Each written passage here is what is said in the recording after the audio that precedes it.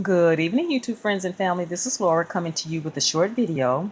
And today we're going to discuss loneliness. Loneliness. Have you ever felt lonely?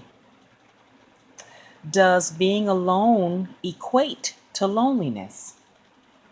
It seems like loneliness is an epidemic in the world today. Even with all of the access to social media, there are still some very lonely people in this world. And today I want to discuss what is it that causes a person to fear being alone? What causes all the fear and the anxiety from being alone? I mean, sometimes we see people and we may have friends and family that run from relationship to relationship because they can't stand to be alone. They break up with one person and before you know it, they jump right into another relationship. Or they have 3 or 4 relationships going on at the same time because they can't stand to be alone with themselves. Have you ever had that person that when they're at home alone, that neighbor that comes over to knock on your door? Oh, I just don't want to be at home by myself, so I came over to visit you. And you're in the middle of trying to cook dinner or lunch for your family, or in the middle of trying to do chores, or you're just chilling by yourself, having some me time. And there's that neighbor that knocks on the door, the one that doesn't like to be at home alone, the one where the television and the radio is not enough. Or if they're at home alone, they have to call someone. They just have to talk to someone. There has to be someone to talk to take the edge off of the loneliness. And so I understand I'm not talking about someone who has a reason to fear loneliness, such as someone who's had some sort of past trauma or fear of violence. They've experienced violence in their life, or someone who's been accustomed to having a partner, a marriage partner for 20 or 30 years, and there's that loss of that partner.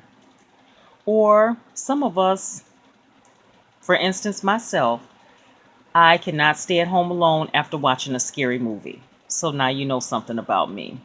If I watch a scary movie, there has to be someone with me in the house, especially at night, because it seems like at night that's when the walls start creaking. The clock seems like it's ticking even louder. You hear every sound in the house. The wind is blowing a little hard. The windows start to rattle. But anyway, I am talking about those that, for some reason, there's a disconnect with self in which they can't be alone. They have somehow failed to be good company to themselves. And I think that comes from a fear of facing oneself. They want to avoid the dialogue that's going on inside of them, the negative thoughts that's going on inside of their mind. Maybe they rehearse past hurts constantly when alone, or maybe they rehearse past bad deeds that they've done to someone else. And so they can't seem to turn that record off. It's constantly replaying over and over again. And so, in order to escape that, they have to be around someone, they have to find someone to talk to. It's a good thing to be able to learn how to be good company to yourself. Whether you can chill with someone or chill without someone, to me, I think that speaks volumes. It's okay to take yourself to the movies. It's not weird to sit at a table and eat dinner by yourself.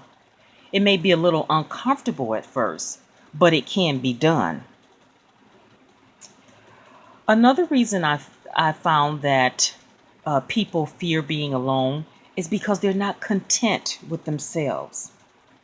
They have failed to understand how to occupy their time, how to soothe themselves, to be comfortable with themselves, to get to know themselves and like themselves, love themselves for who they are.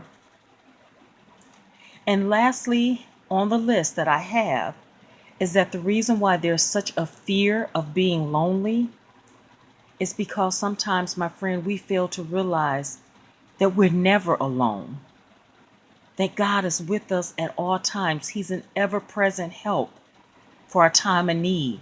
No matter where we go, He's present with us.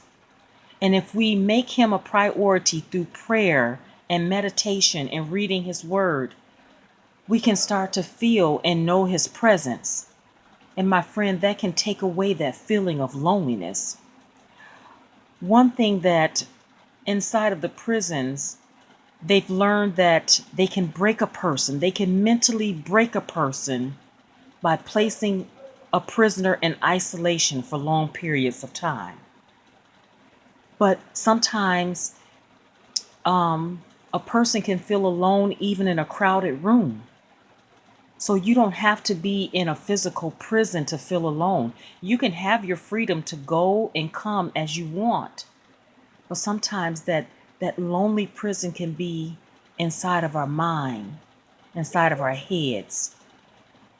Our mind can contain prison bars that we built for ourselves.